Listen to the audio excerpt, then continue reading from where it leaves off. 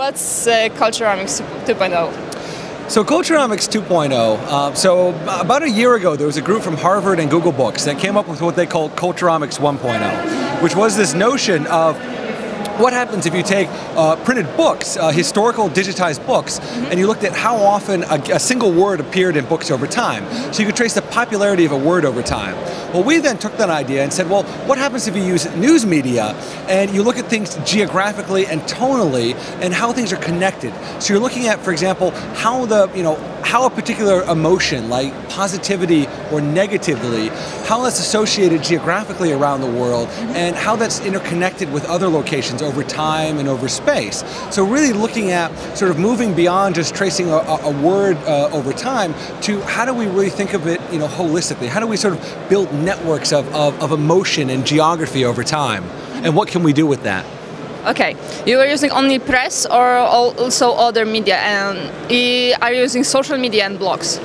So this particular study was looking at only mainstream media, but it was looking at television, radio, shortwave, and print. So that's newspapers, magazines, trade journals, etc. So we were looking at the entirety of mainstream media, and in the original vernacular languages translated into English. So we were not looking at social media because obviously, for the majority of the quarter century that we're looking, or the half century that we're looking at, obviously social media didn't exist. Now we're starting to look at that in the modern era. We're doing a lot of work starting to explore that. A lot of the key questions, of course, are, Twitter is huge in the U.S. In some other countries, it's non-existent. There's local social media sites that are more prevalent.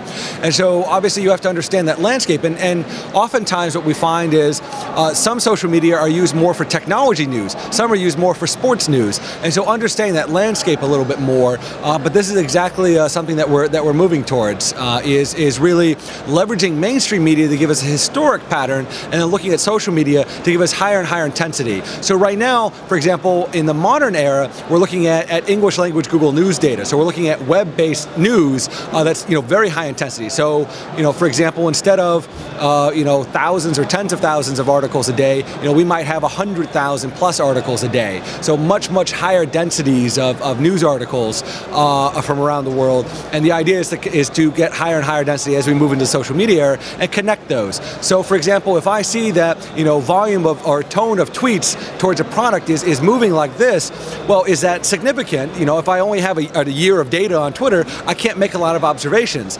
But if I can then connect Google Books to web-based or to historical news, to web-based news, to social media, I can actually look at that trend with respect to a much larger time period. What are the oldest sources you get?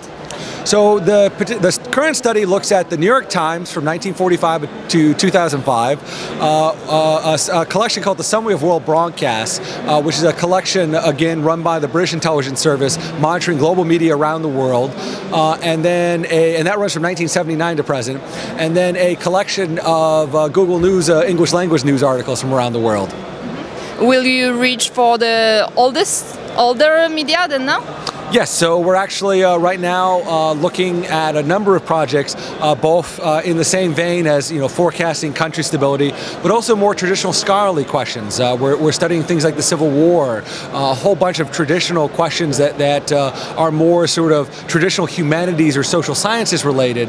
And there we're looking at a huge range of historic newspapers, historic books, modern material from all different types of sources, because a lot of history is not just news and books, it's manuscripts, it's people's written documents.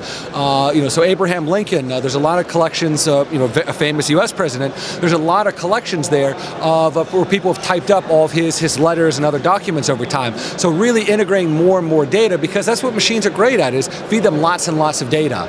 Okay, so even very old data are useful. How old?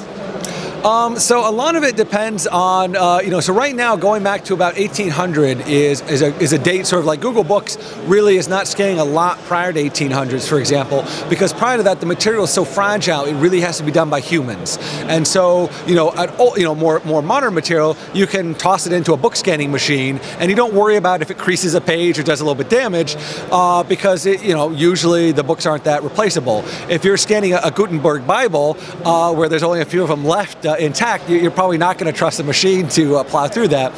So a lot of it is, what's the availability of material? Now, what we're also finding is there's been a lot of material where people digitize stuff to make it available for people to read, but they never did that final step. So, for example, there's some collections that we found where these things were original newspapers that were scanned, but scanned off of microfilm. So they're just big, long PDF files, a 2,000-page PDF file, which is okay for a human to use, but what we're doing that is making that into a machine readable format, so the machine can actually process that as original news articles, and we can start bringing more and more material. So really, the age, it's more along the lines of, again, for certain things, it's worth paying, for example, a person to go back and look at it. So it's really, the more the merrier. Okay. Are you using similar tools as for forecasting stock market or weather? So we're not looking as much right now at the economic space, simply because economics, there's so many people looking at that space, whereas the real value to us really is understanding that a particular stock is going to move a certain direction. That's valuable, but sort of the end result of that is definitely valuable. But the real key is knowing, for example, every company needs to know what countries will go under, because if you're a multinational company and you're investing in a particular country, for example, you need to know, well, is that country going to go under tomorrow? But we are definitely, that said, we're definitely looking at a whole range of options. We're really starting to explore out what are the entire range of possibilities with these types of technologies. What's the main purpose of this project? So the main purpose really, that's an interesting question. So the current work really came out of this notion of what could you do with data? What would happen if you took a massive collection of data like this? What could you extract out of it? What types of interesting insights could you do? And then really a lot of it now is national security types of applications. How do you tell what country is, what's the danger of the different countries? How stable are they?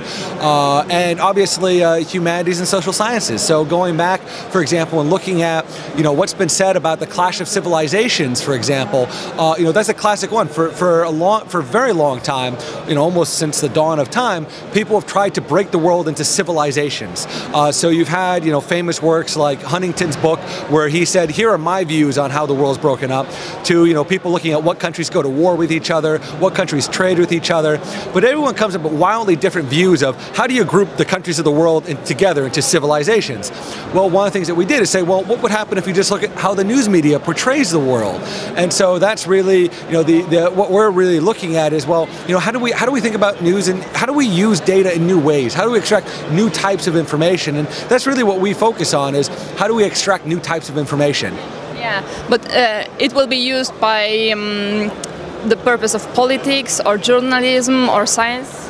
A whole range of it. I mean, I think ultimately, obviously, politics, journalism, these are all, or humanities or social sciences. I think these are all areas that will make use of it, as well as governments or others that are trying to understand, the world around them. So I think really the applications are endless. I mean, I think that we're really viewing this as more of sort of an overall approach, a way of thinking about how do we use this data. And we actually are we're hoping right now to actually make a public website early next year that would actually allow the public to come and see a daily update with a map of the world and actually see this stuff in a real-time basis. So it will be available for everyone? That's the hope. That's the hope right now. Okay, great. And what about commercial use?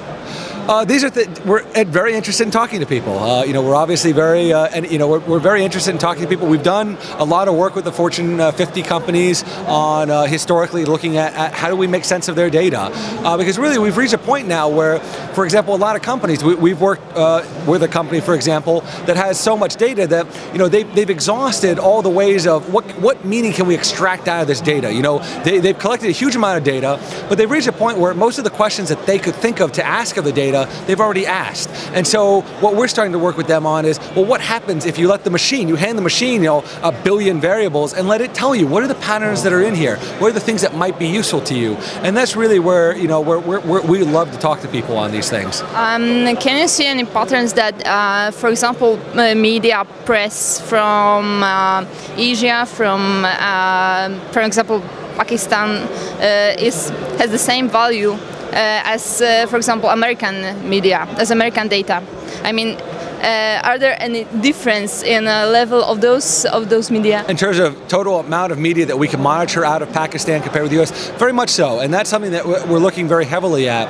So, for example, Haiti, there's not a lot of news about Haiti globally until, for example, that earthquake hit Haiti. The last article in the New York Times about Haiti had been months or a year prior, and so one of the things that we're looking at is some areas social media is very strong in some of these countries. In other countries like Mexico, for example, or in many areas of Latin America, certain types of social media like microblogging is much rare or is restricted to more of industrial centers or large capital areas. So you're not getting everywhere in the world. You're not getting as much of the rural voice, and that's really important in many areas.